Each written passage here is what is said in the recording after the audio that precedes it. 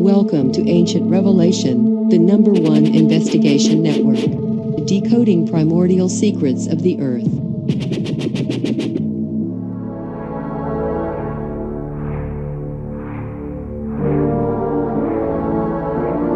A 1,000 years after Christ was crucified, the holiest site in Christendom was seized and defiled.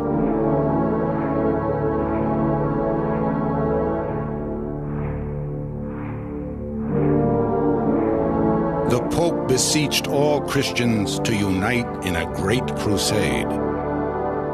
Go forward boldly as knights of Christ, hurrying swiftly to defend the Church.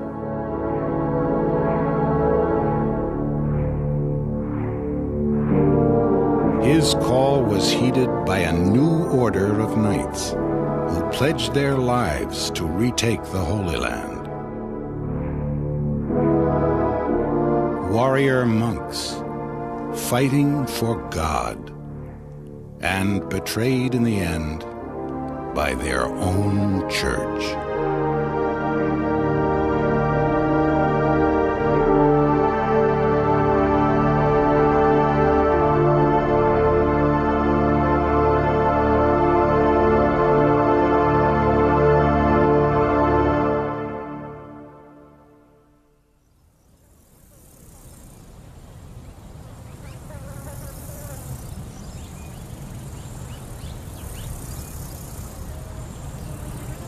In 1189, the Holy Land is a battleground.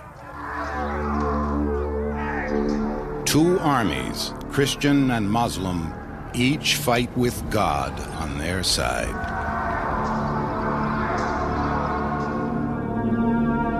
At the place of honor in the Christian lines, Gérard de Riefort commands Allah's worthiest foe, the Knights Templar.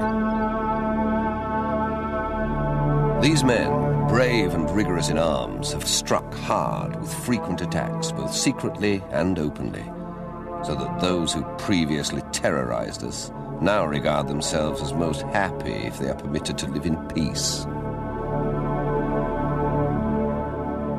So terrible are the Templars that the great Muslim general Salah ad-Din, as generous as he is shrewd, has shown them no mercy.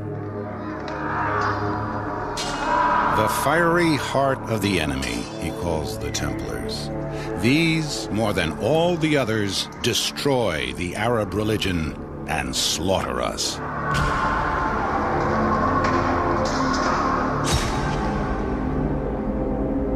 With fire in his heart, Gérard de Riefort prepares to lead his knights once more into battle. 70 years before, the Templars, this scourge of God, was only 8 men strong.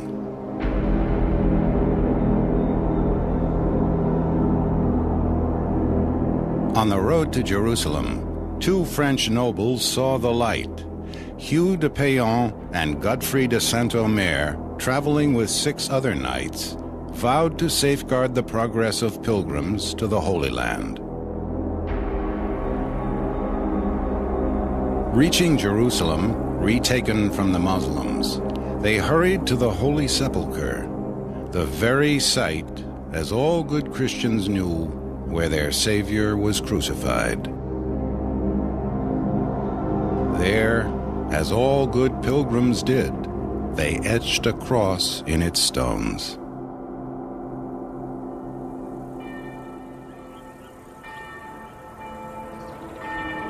The Christian king of Jerusalem was so impressed by their piety that he granted them quarters in his own palace, itself built, it was said, on the site of the Temple of Solomon.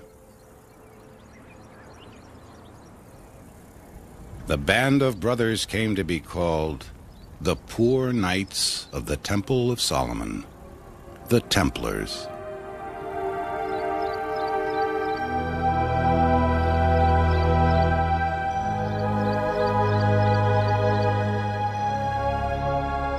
They took a vow of poverty and took as their seal the image of 2 knights sharing a horse. Nurtured by the Pope himself, the new order flourished. To buy their own salvation, noblemen gave the Templars armor, horses, and land.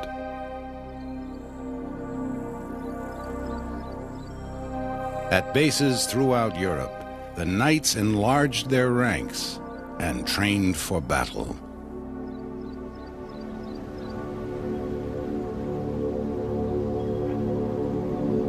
Soon, from their own storehouses and monasteries, the Templars were sending supplies and men to the Holy Land, the sons of nobles who had spent their youth preparing for war. Among them, a young Flemish knight, Gerard de Riefort.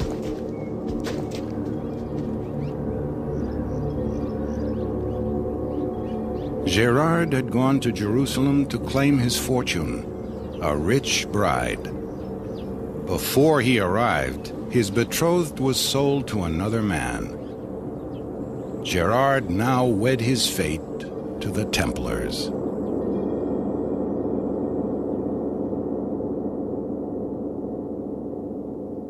Other knights hired themselves out as freelances. Other knights defiled themselves with wealth, pillage, rape. As a Templar, Gerard donned the white tunic of poverty, humility, and chastity.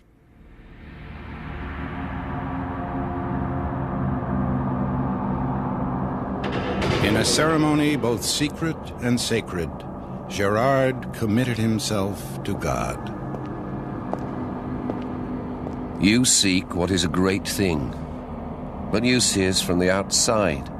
You cannot know the austerities of the order. For when you wish to be on this side of the sea, you will be sent to the other side. And if you want to sleep, you will be awoken. And if you wish to eat, you must go hungry. Now, decide, good gentle brother, if you could tolerate all these hardships. From this day, his life would be ruled by two books, the Holy Bible and the Templar Manual. Too much talk is not without sin. We altogether prohibit idle words and wicked outbursts of laughter. No brother should swear when angry or calm, nor should he ever say an ugly or vile word.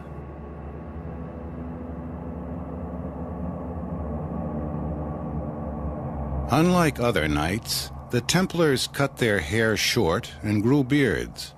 And unlike other knights, they vowed absolute chastity, a vow reinforced by their pledge never to bathe or to change their sheepskin drawers.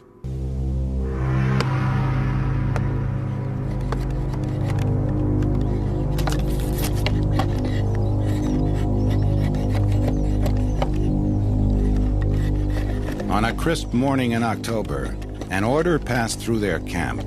Gerard de Riefort made ready for battle. He first donned a quilted jacket to pad his torso, then 20 pounds of mail made of thousands of interlocking ringlets, small enough to deflect an arrow. Over his armor, a surcoat to protect the metal from rain, sand, and the Mediterranean sun. Then a hood of mail to guard his neck. And last, his iron helmet.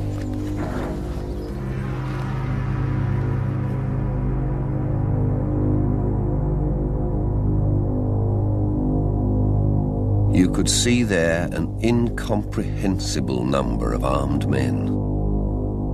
There were so many shining coats of mail, so many glittering helmets, so many noble horses neighing, so many white mantles, so many knights of great probity and daring, so many banners that never had such a crowd appeared to be reckoned up.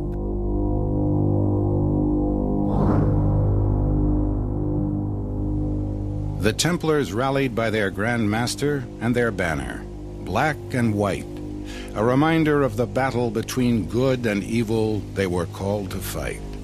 Its motto stiffened their resolve, not for ourselves, but for God.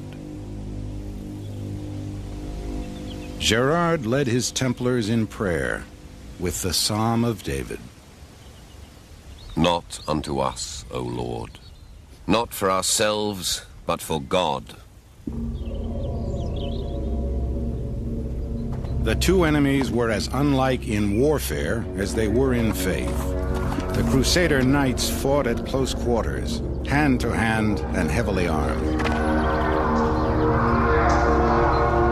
The Templars fought as a formation. Their discipline was scorned by their comrades, but respected by their foe. Their first attack is the most terrible. In going, they are the first. In returning, the last.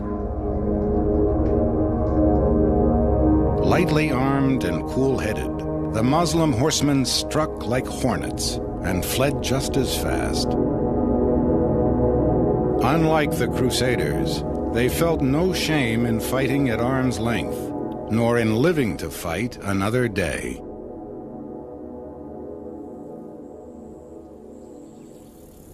The Pope would hear how his knights fought that day. On the 4th of October, we joined battle.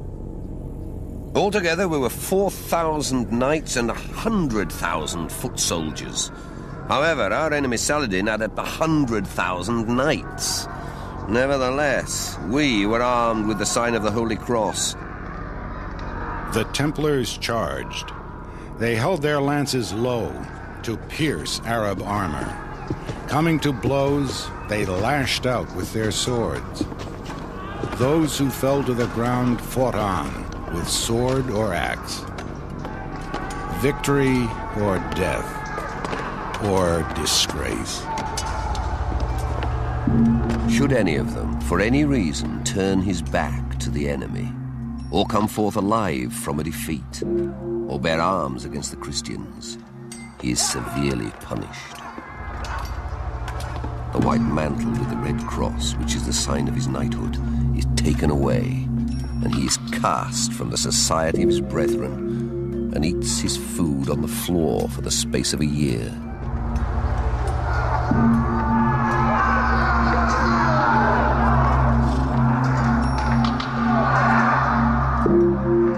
No knights were disgraced this day. In their eyes, God fought with them.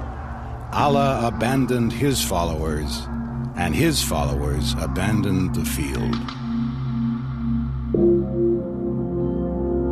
They fled before our swords, and we pursued them up to their very tents. We managed to kill 500 of Saladin's knights, far more than we had hoped. While we were engaged in battle with Saladin, 5,000 knights left the city and made a sudden attack on us. We still managed to hold up against Saladin on one side and offer courageous resistance on the other, before retreating to our camp. But for God, our men were killed on that day. Among them, their Grand Master, Gerard de Riefort.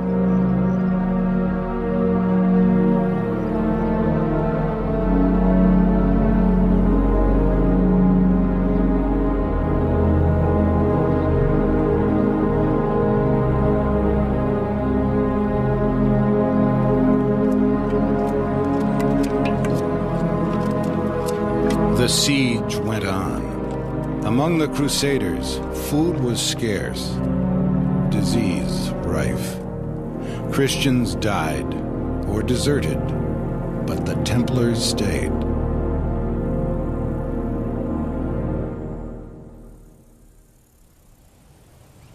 It was beneath knights to do such menial work as breaking down walls. Instead, they undermined Acre with money. With Templar gold, the Crusaders bought siege machines. Led by the English king, Richard the Lionheart, the Christians spent the summer of 1190 trying to breach Acre. They filled in the moat and brought up battering rams. They wheeled a siege tower toward the defenders, but the walls were too strong. After 2 years of holding out, the city was defeated by starvation. In July of 1191, Acre yielded.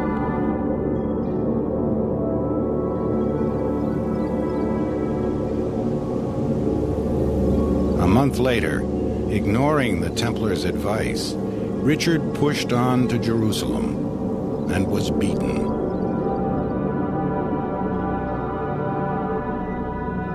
For another century, holy warriors battled each other for the Holy Land.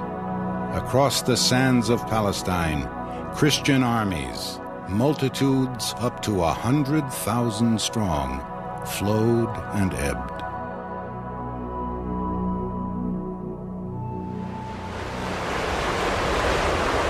Between the tides of invasion, the Templars held fast in their fortresses. No other knights knew the land or the enemy so well. As warriors and diplomats, the Templars kept the Muslims at bay.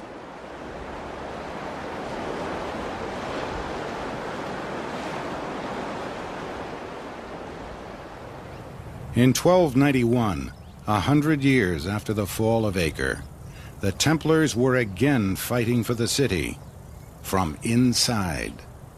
Unlike the defenders before them, they refused to surrender. Like them, they perished.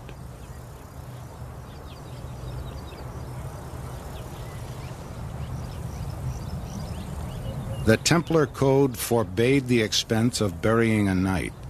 Instead, his body should be thrown to the dogs. At Acre, the dogs ate well.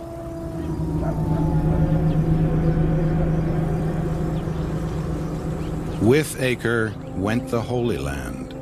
After 2 centuries, the ordeal of driving a people from their own soil proved too great. 20,000 Templars were left in the land they fought for, their souls already departed. As an order, the Templars survived and thrived. While in Palestine, they had become skilled not only as warriors and diplomats, but as merchants. So rich had they grown that the Templars, sworn to poverty, were now bankers to Europe. Their power rivaled kingdoms. Now, the very church for which they once fought so bravely turned on them.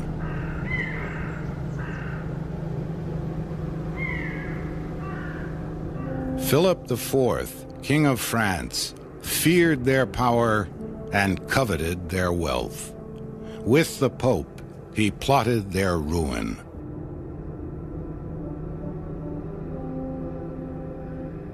They're so outrageously proud that one can hardly look them in the face. Tell me why the Pope permits them to misuse the riches which are offered them in God's service. It is a pity, in my view, that we do not rid ourselves of them for good. In October of 1307, on the unfortunate morning of Friday the 13th, the Templars of France were rounded up. They were tortured until they confessed. Their crime, heresy. They were burned at the stake, and the proud order of the Templars went up in smoke. The Christian Church had once condemned war until Christian soldiers fought for God. From the ashes of the Templars, this ember would smolder. The idea of a holy war, a crusade, a time when God takes sides.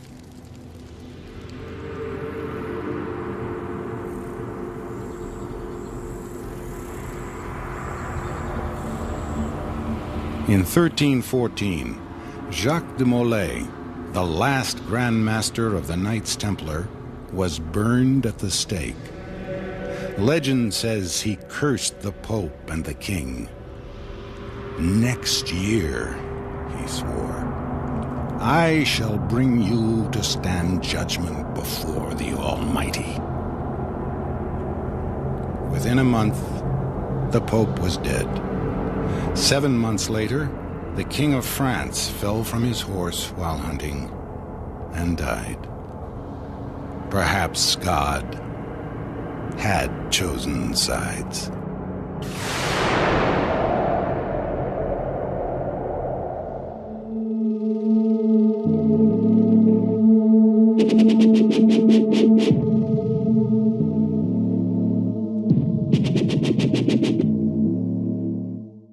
Thanks for choosing Ancient Revelation, your #1 Ancient Investigations channel. We are sorry, all of our operators are busy at the moment. Please subscribe and we will get back to you as soon as possible. Thank you.